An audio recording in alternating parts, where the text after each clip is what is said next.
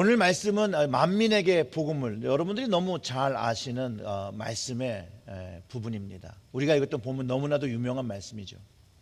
2022년에 새해 사역 목표를 진리를 세우는 교회라고 정했습니다. 그리고 이 진리를 세우는 교회는 지난주에 우리가 말씀을 나눴죠. 예수를 그리스도고 살아계신 하나님으로 고백하는 교회가 되어야 한다고 했습니다. 또 영혼 구원을 하는 교회여만 된다라고 했습니다. 그리고 영생의 언약을 가지고 살아가는 교회로서 살아갈 때 진리를 세우는 교회가 된다라고 우리가 말씀을 나눴습니다. 오늘은 진리를 세우는 교회가 되기 위해서 오늘 읽은 본문 말씀을 우리 가정과 교회에 주시는 말씀으로 묵상하며 함께 나누려고 합니다. 오늘 본문의 내용을 잘 읽어보면 생명의 구원을 받은 자가 주님의 뜻을 받아서 진리를 세우는 교회를 위해서, 그 진리를 세우는 교회를 세우기 위해서 내가 무엇을 해야 함을 명확하게 가르쳐주고 있습니다. 바로 복음 전파입니다. 받은 복음을 이제 전하는 것이죠. 이 복음 전파는 주님께서 우리에게 요구하시고 또 나에게 요구하시는 사명입니다. 복음 전파를 위해서 우리는 최선의 삶을 살아갈 때 우리야말로 진리를 세우는 크리스천 가정이 되어지고 진리를 세우는 교회의 공동체를 세울 수 있게 됩니다. 오늘 본문 말씀에 배경이 있습니다. 먼저 그 본문 14절을 다시 한번 읽어보면 이렇습니다. 그 후에 11 제자가 음식을 먹을 때에 예수께서 그들에게 나타나사 그들의 믿음 없는 것과 마음이 완악한 것을 꾸짖으니 이는 자기가 살아난 것을 본 자들의 말을 믿지 아니함일러라. 아멘. 죽었다가 살아나셨다는 소문을 제자들이 들었다는 거죠. 그런데 의심을 하고 있었다는 거예요. 그때 예수님이 나타나신 거예요. 그리고 그들의 믿음 없음과 마음이 완악한다는 것을 꾸짖었다라고 성경이 가르쳐주고 있습니다. 그런데 이들의 마음이 완악한 것과 믿음이 없는 것은 주님이 살아나셨다는, 부활하셨다는 그 말씀을 믿지 않은 것이 바로 믿음 없다라고 얘기하고 그 마음이 완악하다라고 말씀하시고 있다는 거예요. 그렇기 때문에 저희는 주님의 진리, 그 복음, 진리를 세우는 교회는 반드시 주님의 부활을 믿는 사람들이어야 된다는 거예요. 그리고 만민에게 복음을 전하기 위해서 주님의 부활을 믿는 교회가 되어야 진리를 세우는 교회가 되어진다는 것을 가르쳐 준다는 것이에요. 슬라이드 넘겨주세요. 주님의 부활을 믿는 교회가 되어져. 교회가 되기 위해서는 개인적으로 먼저 내가 그 주님의 부활을 믿고 경험해야 됨을 가르쳐 주는 거예요. 그리고 주님께서 이 부활의 믿음이 있냐고 물어보실 거라는 거예요. 이 부활에 대한 믿음이 없으면 그 마음에 믿음이 없다라고 말씀해 주실 거고, 그 마음이 또한 완악하다라고 예수님께서 책망하실 거라고 오늘 말씀을 통해서 우리는 깨달을 수가 있습니다. 왜냐하면 예수님은요, 제자들에게 부활하시기 전에, 십자가를 지시기 전에 이미 많은 동안 가르쳐 주셨고 주님의 부활을 준비시키셨는데 제자들이 막상 주님께서 부활하고 나시니까 그 이야기를 믿지 못했다라고 하는 거거든요.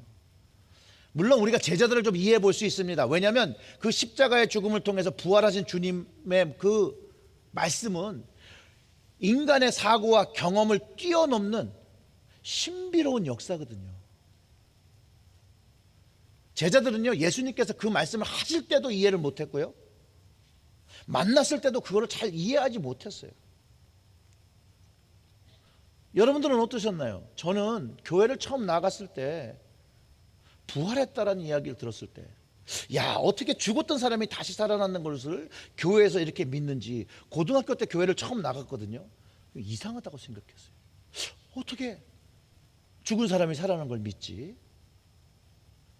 근데 성경을 보니까요, 저만 못 믿은 게 아니더라고요. 제자들도 믿지 못했어요. 부활할 것을 믿지 못했기 때문에 예수님께서 십자가를 지실 때에도 그 부활을 이해하지 못했기 때문에 도망갔죠. 또 예수님의 죽음으로 절망했죠. 그런다면 3일이 지난 후에 여인들이 주님의 부활을 목격하고 전하지만 이해를 하지 못하니까 믿지를 못하는 거예요.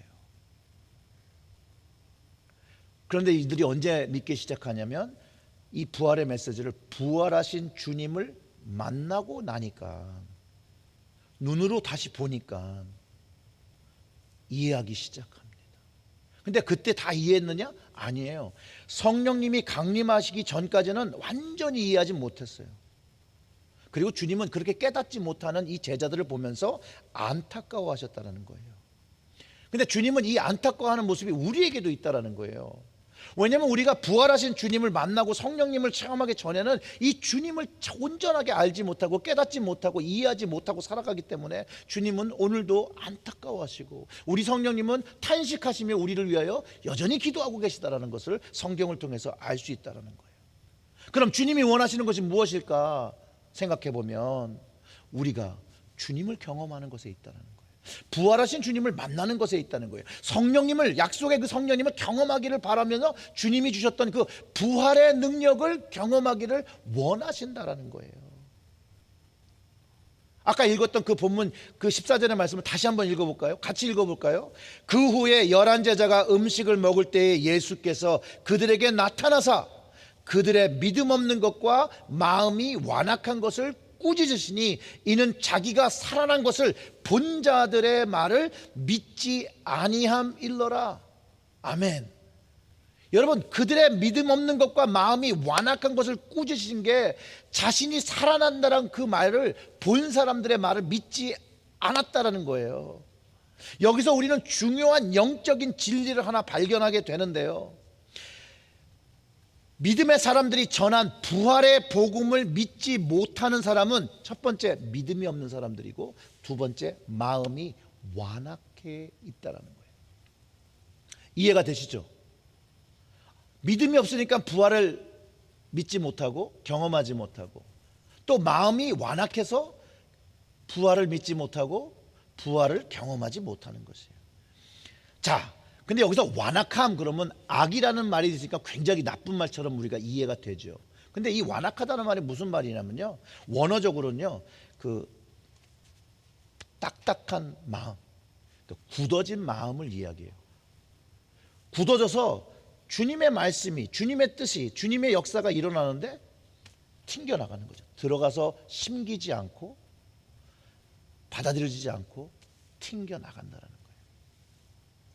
즉 주님의 말씀을 들었을 때 신뢰하지 못하고 그리고 따르지 못하는 상태를 말하는 것이죠. 그것이 믿음이 없는 것이고 완악한 마음이라고 성경이 가르쳐주고 있다는 거예요. 저는 이 말씀을 읽다가 이게 그래서 니고데모에게 이런 말씀을 하셨구나라고 주님의 말씀을 좀 더 이해할 수 있었어요. 여러분, 니고데모 역시요 믿음이 없었고 그 마음이 완고하고 완악하기 때문에 주님께서 거듭나야 한다라는 그 말씀을 받지 못했던 거예요.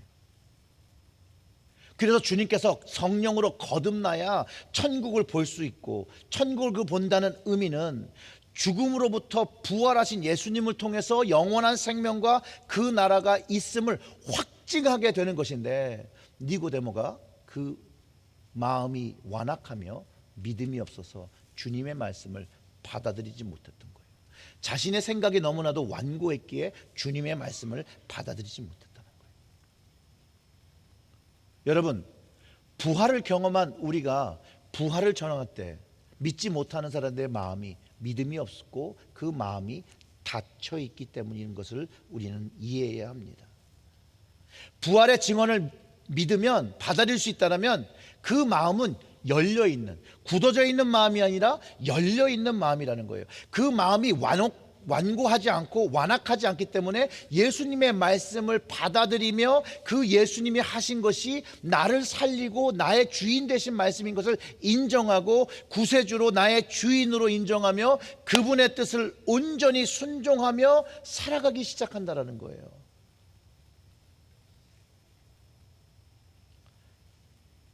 사랑하는 성도 여러분, 만약 우리가 주님을 잘 쫓지 못한다면 그건 믿음이 없는 것이에요. 그걸 인정해야 돼요. 그리고 그 마음에 주님 앞에 완악하다는 것을 알고 그 완고한 마음을 이제 열어야 한다는 거예요. 그 믿음을 가져야 한다는 거예요. 그래서 마음을 열고 주님의 말씀을 받을 때 부활하신 주님을 경험하게 되는 것이고, 그 부활의 역사를 이제 내 삶 속에서 체험하기 시작하는 거예요. 그렇기 때문에 이 마음이 열리도록 우리는 주님께 간구해야 되는 것이에요. 성령님의 역사로 나의 완고함과 믿음 없음이 이제 열려서 이제 주님의 말씀의 은혜로, 주님의 능력으로 이제 경험되며 주님을 알아가기 시작한다는 거예요. 근데 이 주님을 알아간다는 것은 주님과 나와 만남이 있어야 되는 것이에요. 그 임재가 경험되어져야 한다는 것이에요. 그럴 때 주님의 말씀이 우리 마음속에서 이해되어지게 된다는 거예요.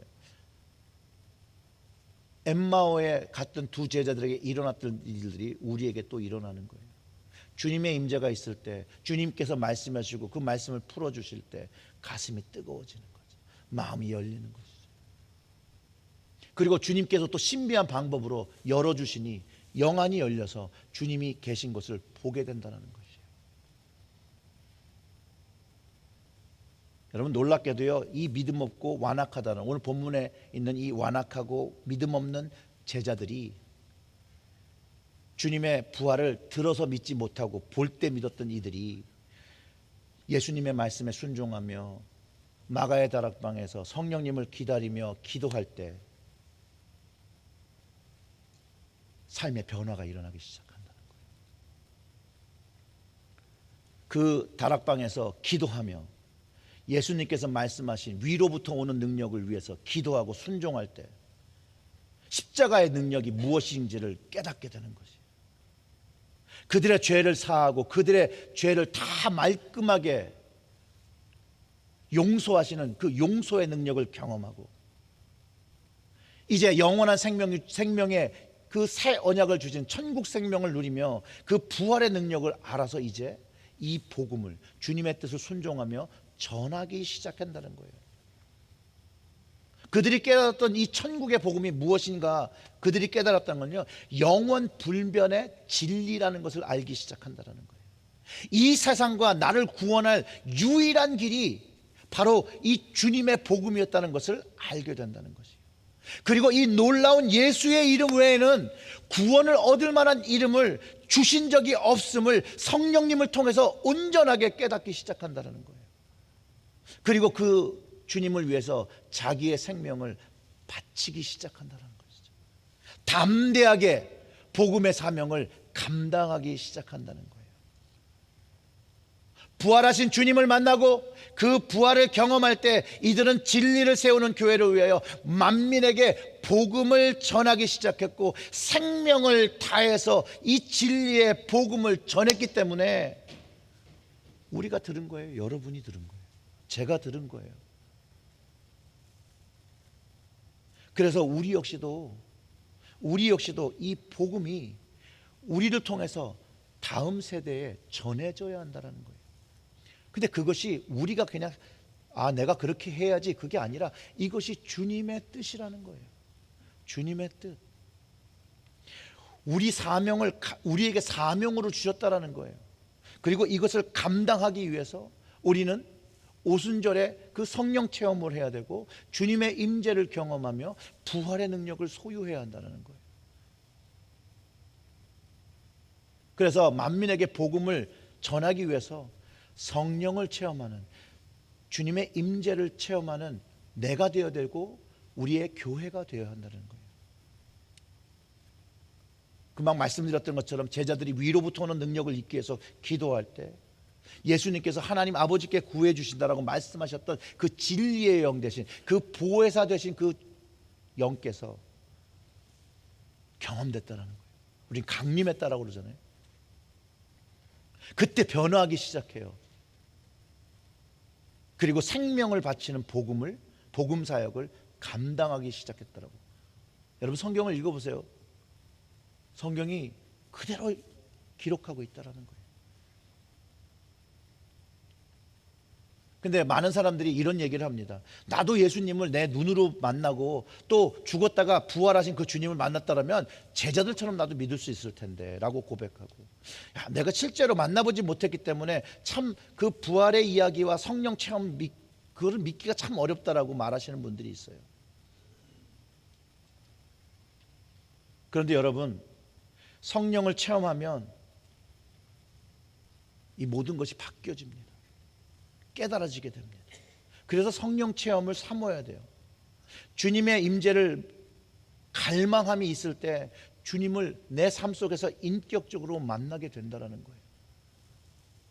사모하는 자에게 주님의 역사가 일어나는 것이에요. 갈망할 때 만나게 되는 것이고, 찾을 때 찾게 되는 것이에요. 두드릴 때 열리게 되는 것이라는 거예요. 잠언 8장 17절의 말씀은 이렇게 얘기합니다. 나를 사랑하는 자들이 나의 사랑을 입으며 나를 간절히 찾는 자가 나를 만날 것이니라. 아멘. 여러분, 주님을 만나고 싶으십니까? 주님을 사랑하십니까? 그럼 주님의 사랑을 입는 것이고, 주님을 간절히 만나고 싶습니까? 그럼 간절히 구하십시오. 그럼 주님을 만나게 되는 것이에요. 성령 체험도 간절히 찾는 자가 만나는 것입니다. 물론 성경에 간절히 찾지 않았지만 만나주신 경우도 있죠. 그런데 이런 경우에는 특별한 목적을 위해서, 하나님 나라의 목적을 위해서 만나주셨던 경우가 있습니다. 예수님을 한 번도 만나보지 못한 사람, 부활의 예수님을 만나면서 그의 인생이 180도 바뀐 이야기를 사도행전 9장에 담고 있습니다. 이 사람은 예수님을 동조하던 사람도 아니었고 중립이었던 사람도 아니었고, 외려 이 사람은 그 당시에 그리스도인들을 박해하며 죽이려고 했던 사람인데, 여러분 누구죠? 바울이죠. 예수님을 핍박하고 그 믿는 자들을 핍박했던 바울이 예수님을 다메섹 도상에서 만나게 되면서 그의 인생이 바뀌어 버립니다. 그가 그 주님을 만나기 전에 그는 어떤 사람이었냐면요, 유대인의 지도자였어요. 그래서 주님의 제자들과 그 믿는 자들이 다 반유대적이다 라고 해서 핍박하고 죽이려 했던 전통 유대인 중에 유대인이었다는 거예요. 그가 믿는 자들을 핍박할 때 예수님의 부활을 믿지 못하던 그 믿음 없음이 동일했고, 그의 마음이 완악했다는 거예요. 그렇기 때문에 그는 믿는 자들을 핍박할 수 있었던 것이죠. 그의 마음은요, 주님을 듣거나 주님의 말씀에 열린 상태가 아니었어요. 그런 바울이 다메섹 도상으로 왜 올라갔죠? 믿는 자들을 잡으러 간 거잖아요. 예수님을 만나는 경험을 거기서 합니다. 부활하신 예수님, 바울이 자기가 만나기 전까지 절대 믿지 않았어요. 크리스천들이 하는 거짓말이라고 생각했어요. 그런데 그 예수님을 자기가 영적인 경험을 하며 거듭난 체험을 하게 되는 것이죠. 변화, 그 트랜스포메이션을 경험하게 됩니다. 바울이 이 성령 체험을 한 것, 부활하신 주님을 만나고 그의 완고한 마음이 이제는 어떻게 된 거예요? 활짝 열리게 되었더라는 거예요. 바울처럼 주님을 만나는 건 아니지만, 바울은 그 경험을 한 후에 그 평생 주님을 계속해서 사모하고 주님을 만나길 갈구하고 성령의 충만을 갈구하며 살아갈 때 그는 정말 성령 충만한 사람으로 주님의 말씀에 순종하며 살았던 것을 우리가 기억할 수 있죠. 그렇기 때문에 우리는 주님 만나기를 간구해야 돼요. 성령 체험하기를 간구해야 돼요. 갈라디아서 1장 11절과 12절에 바울이 이렇게 얘기합니다. 형제들아, 내가 너희에게 알게 하노니 내가 전한 복음은 사람의 뜻을 따라 된 것이 아니니라. 이는 내가 사람에게서 받은 것도 아니요 배운 것도 아니요 오직 예수 그리스도의 계시로 말미암은 것이라. 주님께서 자기에게 직접 주신 계시를 받고 복음의 일꾼이 되어서 천하 만민에게 복음을 전하는 자로서 그는 살았다는 것이에요. 성경에 그의 삶이 온전하게 기록되어 있다는 것이에요. 오늘 마가복음 16장 15절에 주님의 명령은 이거잖아요.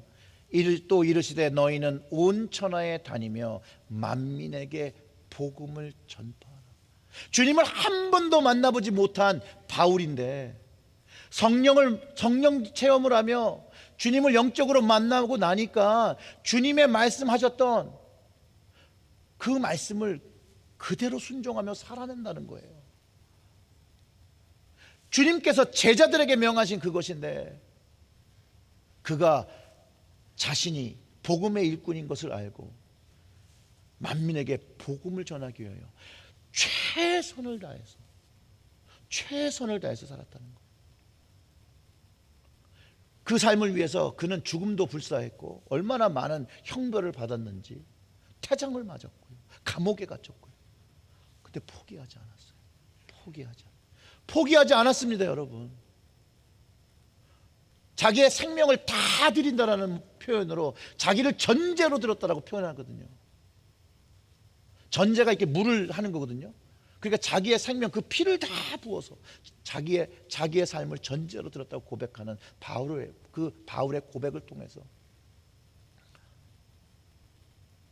우리는 우리의 사명이 어떻게 감당하고 있는지 점검해 볼 수 있다는 거예요.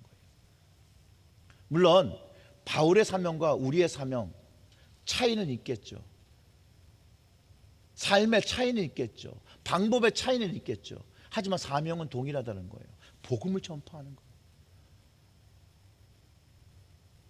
복음의 일꾼이 되는 것, 그건 똑같다라는 거예요. 바울의 특별한 사명이 아니라 이것은 구원받은 자들의 사명이라는 거예요. 우리의 사명이라는 거예요. 여러분의 사명이라는 것이에요. 사도 바울이 고린도전서 9장 16절과 17절에 이렇게 얘기합니다. 내가 복음을 전할지라도 자랑할 것이 없음은 내가 부득불할 일임이라. 만일 복음을 전하지 아니하면 내게 화가 있을 것이로다.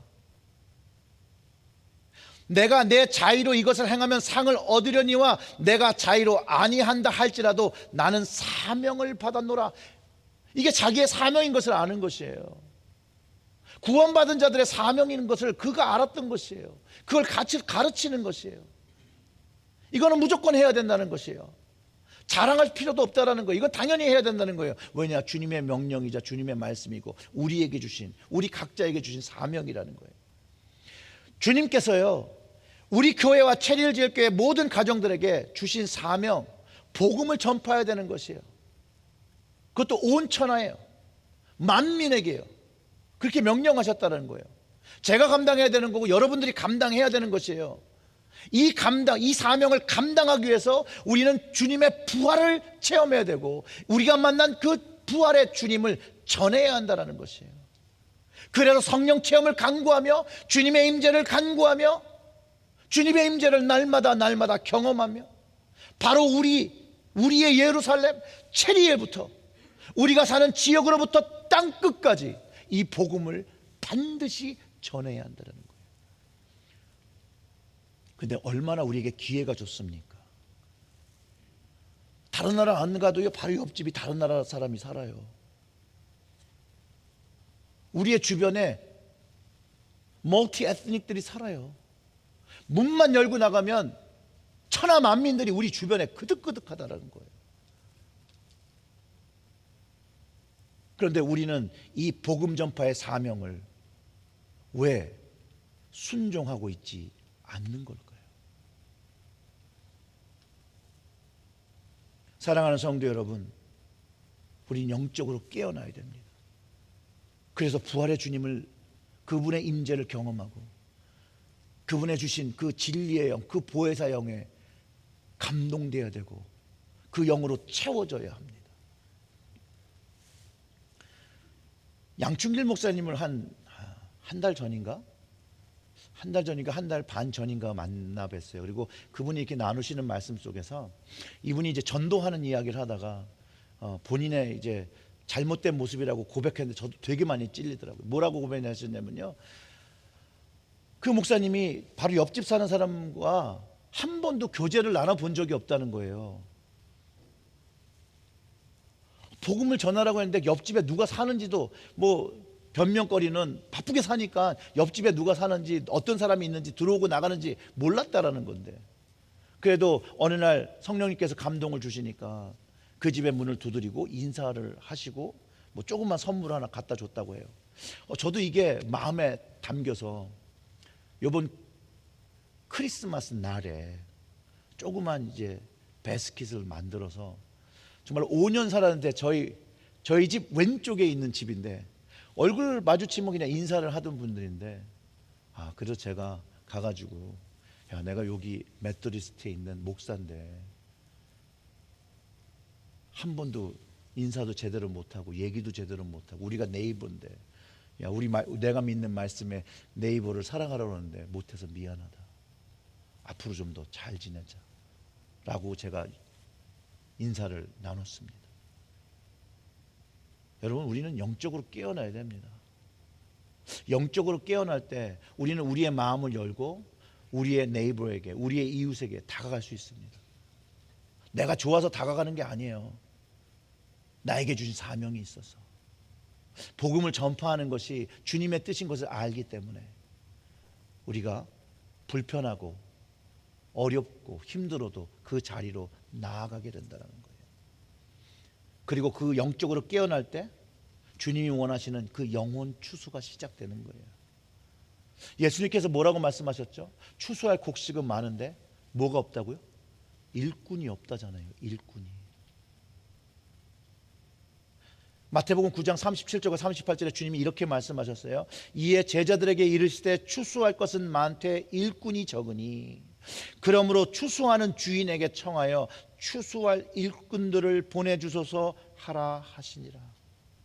여러분, 우리가 복음을 체험하고 구원을 체험했다라면 이제 우리의 영이 깨어나서 이 복음 전파하며 영혼 구원을 하는 이 추수를 시작해야 된다는 거예요. 그렇기 때문에 만민에게 복음을 전파하기 위해서는요, 내가 먼저 추수꾼이 되는 거예요. 주님의 말씀에 순종하여 복음을 전파하는 사람, 그리고 열매를 거두는 추수꾼이 되어야 되는 거예요. 그리고 더 많은 추수꾼들을 양성해야 한다는 거예요. 어떤 이단 집단이 자꾸 이 추수꾼이라는 말을 많이 써가지고 요즘 쓰기도 좀 애매하지만 성경이 말하는 것이니까 이 추수꾼이라고 제가 사용하는 거예요. 먼저 주님 말씀에 순종하여 그 사명을 감당하며 영혼 구원의 추수를 해야 되고요. 또 다른 이들도 양성해야 되는 것이에요. 예수님께서 이 천국 복음이 모든 민족에게 증언되기 위하여 온 세상에 전파되리니 그제야 끝이 온다라고 말씀하셨어요. 이게 마태복음 24장 14절의 말씀인데요. 즉 세상에 전파해야 할 복음이 바로 천국 복음이고 바로 그것이 영혼 구원이고, 그래서 만민에게 복음을 전파라고 말씀하신 거예요. 이게 주님이 이 땅에 오시고 우리에게 사명으로 주시고 다시 오시는 날까지 우리가 하길 원하시는 사명이라는 것이에요. 그리고 그 사명을 맞추게 되면 주님이 오신다라고 가르쳐주고 있는 것이죠. 오늘 우리가 읽지 않았지만 그 마가복음 16장 16절의 말씀은 믿고 세례를 받는 사람은 구원을 얻을 것이요 믿지 않는 사람은 정죄를 받으리라. 믿고 세례를 받는 자가 심판을 면하고 구원을 얻으며 영생을 경험하게 되는 것이고, 그것이 기쁜 소식이라고 가르쳐 주었다라는 것이에요. 복음을 가장 잘 표현한 성경 말씀이 요한복음 3장 16절의 말씀이잖아요. 하나님이 세상을 이처럼 사랑하사 독생자를 주셨으니 이는 저를 믿는 자마다 멸망치 않고 영생을 주시리라. 그 다음에 그 17절은 이렇게 얘기해요. 하나님이 그 아들을 세상에 보내신 것은 세상을 심판하려 하심이 아니요 그로 말미암아 세상이 구원을 받게 하려 하심이라 라고 설명한다는 것이에요. 구원을 얻게 하시기 위해서 우리를 추수꾼으로 사용하시는 거예요. 우리가 만민에게 전해야 될 천국 복음은요, 예수 그리스도의 속량함을 얻어서 죄사함을 받고 하나님 나라의 영원한 생명을 얻은 것, 그것을 한마디로 정리하면 그게 구원인 것이에요. 근데 이것이 하늘에서 왔으니 천국 구원, 천국 복음을 전해야 한다는 거예요. 사도 요한은 요한일서 5장 13절에서 내가 하나님의 아들의 이름을 믿는 너희에게 이것을 쓴 것은, 이 성경을 쓴 이유가 너희에게 영생, 즉 구원이 있음을 알게 함이라고 증언하고 있다는 것이에요. 영생의 열매를 저와 여러분들이 추수해야 한다는 거예요. 만민에게 천국 복음을 전해야 될 사명이 있다라는 것이에요. 초대 교회 때부터 지금까지 구원을 경험했다는 말은 죄 사함을 받고 영생의 축복을 얻었단 말이고, 이 복음의 말씀을 주님께서 믿는 자에게 모두 천하를 다니며 만민에게 복음을 전파하라고, 복음의 열매들을 추수하라고 명령하셨다라는 거예요. 명령하셨다라는 거예요. 그래서 제자들은 복음을 전했고 믿음을 선포했고 세례를 베풀었고 교회를 세웠고, 또 다른 추수꾼들, 복음의 일꾼들을, 그리스도인들을 양육해서 많은 제자들을 양성해서 지금까지 복음이 전해졌고 우리가 그 복음을 들은 거라는 거예요. 그리고 이제 우리가 그것을 이어서 복음을 전하는, 전파하는 자가 복음의 일꾼이 되어지고 또 복음의 열매인, 그 열매를 추수하는 추수꾼이 되어야 한다는 거예요. 사랑하는 성도 여러분, 여러분들은 추수꾼입니까? 주님이 원하시는 영혼을 추수하기 위해서 열심을 다하고 계십니까? 주님의 추수꾼들이 만약 추수를 포기하고 자포자기하고 아무것도 하지 않는다면 여러분, 우리는 아주 심각한 현실에 부딪히게 되는 거예요.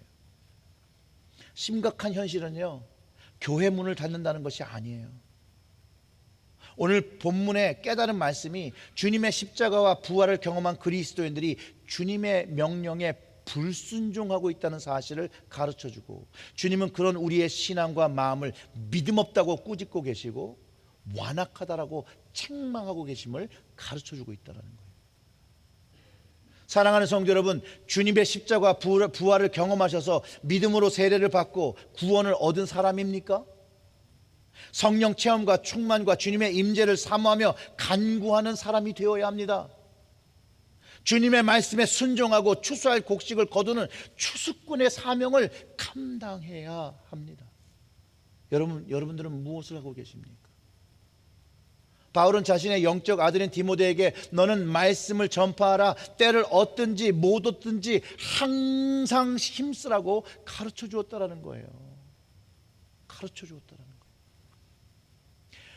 복음 전파는요, 하고 싶다고 하는 것도 아니고 하고 싶지 않다고 안 해도 되는 것도 아니라는 거예요. 이건 무조건 해야 되는 것이에요. 제가 감당해야 되는 것이고 여러분도 감당해야 되시고 그리스도의 복음을 경험한 모든 사람들이 감당해야 될 사명이라는 거예요. 이것을 각자의 자리에서 각자의 방법으로 우리 모두가 하고 있어야 된다는 것을 가르쳐 준다는 거예요. 그리고 여러분, 성경 안에서 예수를 그리스도라 고백한 사람들이 자연적으로 반응했던 그 spiritual response라고 그러잖아요. 영적인 반응이 뭐였냐? 주님을 만나고 주님을 고백하면서 자연스럽게 한 일이 뭐냐? 주님의 그 복음을 전파하는 일들이 자연적으로 일어났다는 거예요. 주님을 만나면 주님을 만나게 하려고 사람들을 끌어잡고 왔어요. 나는 내가 설명을 못하겠으니까 야, 와서 봐라. 사람들이 어떻게 생각하는지 그런 것을 생각하지 않았어요. 받았던 구원이 너무 귀했던, 너무나도 좋은 것인 것을, 설명하기도 어려운 그 좋은 것인 것을 알았기 때문에 그냥 사람들의 손을 부여잡고 그냥 주님께로 데리고 나왔다라는 거예요. 막무가내였거든요. 너무 좋으니까. 근데 현대 교회와 현대 그리스도인들은 이 복음의 야성을 전부 잃어버렸어요. 예수님을 믿으라. 부활의 주님, 주님이 부활하시고 새로운 생명을 주신다, 구원을 주신다는 이 말하는 걸요, 말하지 않는 것을 상대방을 대우하는 것이라고, 그들을 존중하는 것이라고 세상 생각에 속아서 스스로 위안을 삼고 복음 전파의 삶을 살지 않고 교회 생활을 하기 시작했다는 거예요. 교회는요, 복음 전파와 영혼 구원을 위해서 세워진 거예요. 근본의 목적이 무엇에 있는지 알아야 돼요. 그리고 그 안에서 예배를 드리고 신앙생활하는 거 중요한 부분이죠. 그러나 이 예배와 신앙생활의 삶이 바로 천국 복음을 전하기 위해서 하는 것이라는 거예요. 천국 복음을 하기 위해서 하는 거. 계속해서 우리가 복음 전파하는 것을 주저한다라면 저를 포함해서 여러분도 주님의 그 꾸지람을 면할 수 없게 되는 것이에요. 책망함을 면할 수 없게 되는 것이에요. 하나님의 뜻에 순종하지 않는 것이며 주님의 뜻을 순종하지 않고 있는 것이라는 거예요. 성경은 오늘 그것을 무엇이라고 했죠? 완악함이라고 표현했다는 거예요. 완악함. 그리고 믿음 없다라고 얘기했다는 거예요. 믿음으로 구원을 받는데 믿음이 없으면 어떻게 구원을 받겠습니까? 저도 이 부분에 대해서 철저히 회개하며 돌이키는 삶을 살고자 날마다 저를 칩니다. 주님 앞에 이 마음 잊지 않도록, 주님의 명령에 불순종하며 살면 안 된다라고 철저하게 제 자신을 칩니다. 여러분도 그렇게 하셔야 됩니다. 오늘 우리가 이 말씀을 읽으며 두려운 마음으로 우리의 모습을, 우리의 현실의 모습을 돌아보아야 합니다. 저뿐만 아니라 여러분들도 모두가 주님께서 맡기신 그 사명을 감당하고 있는지, 그 복음 전파의 사명을 위해서 내가 오늘 무엇을 하고 있는지 점검해 봐야 되고, 오늘 이 자리에 나오신 여러분들이 주님 안에서 내가 어떤 사명을 해야 될지 결단해야 되는 그런 시간이기도 합니다. 저는 그 십자가가 잘 믿어지지가 않았었어요. 도대체 그 2000년 전에 지셨던 그 십자가 도대체 나랑 무슨 관계가 있을까? 근데 그 주님께서요, 저에게 새로운 생명을 주시기 위해서 대신 그 십자가에서 피를 흘리셨다라는 거, 그 죽음을 선택하셨다는 것, 그게 진짜로 어느 순간에 나를 위해서 해주신 것이라는 것이 인정되어지고 깨달아질 때 저는 주님의 사랑에 감동할 수밖에 없었어요. 저는 그때 주님께서 제 영 안을, 제 마음을 다 열어주셨던 시기라고 생각합니다. 주님이 나를 위해서 보여준 그 사랑, 그 십자가의 사랑으로 감동하지 아니할 수가 없었어요. 저는 그 순간 주님과 사랑에 빠질 수밖에 없었어요. 주님의 그 사랑을요, 밤새 얘기해도 여러분 즐겁습니다. 그 주님께서 그 만난 이후로부터 오늘날까지 나와 함께 하시고 나에게 베풀어진 그 은혜를 생각하면 밤을 새도 모르잖아요. 하물며 주님께서 다른 사람에게 하신 일을 얘기를 들어도 밤을 새며 들을 수 있다는 거예요. 그렇게 좋은 것이라는 거죠. 사랑하는 성도 여러분, 우리 예수 그리스도의 십자가의 이야기가 여러분의 마음을 즐겁게 하고 여러분의 마음을 감동시키고 노래하게 합니까? 그렇지 않다라면 오늘 주님께 간구해야 됩니다. 주님의 사랑에 다시 빠지게 해주세요. 주님의 은혜를 받게 해주세요. 성령 체험하게 해주세요. 주님께서 엠마오의 제자에 나타나셔서 말씀을 풀어주실 때 그 마음이 뜨거운 것처럼 말씀을 풀어주시고 가슴을 뜨겁게 하시고 우리의 영혼을 열어서 주님이 살아계신 것을 만나게 해달라고 여러분 간구하셔야 된다는 거예요. 그것을 경험하고 나면 여러분, 다른 사람이 말려도 여러분들은 주님 이야기를 하기 시작할 거예요. 하지 말라고 해도. 오죽 좋았으면 죽인다고 그러는데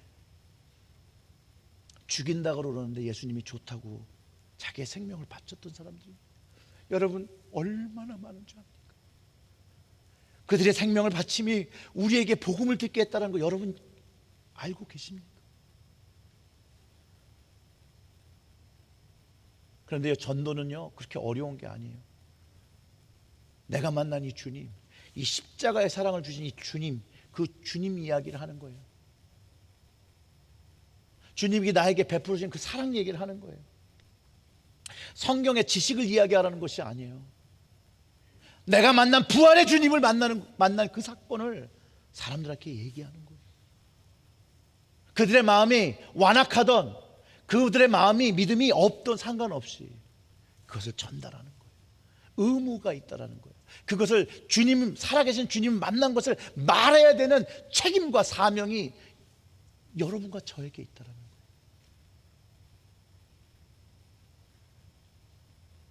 여러분 이해가 되십니까? 여러분 삶 속에서 어디에 있든 간에 주님만을 자랑하시고 그 주님 사랑하시는 그 이야기, 좋으신 주님 이야기, 그 천국 복음 이야기를 그냥 모든 사람들에게 주저없이 전하는 여러분들이 되셔서 복음의 일꾼 되어 주시고 여러분들의 사명 감당하시는 복음의 일꾼 되시기를 주님의 이름으로 축원합니다. 우리 다 같이 기도하겠습니다.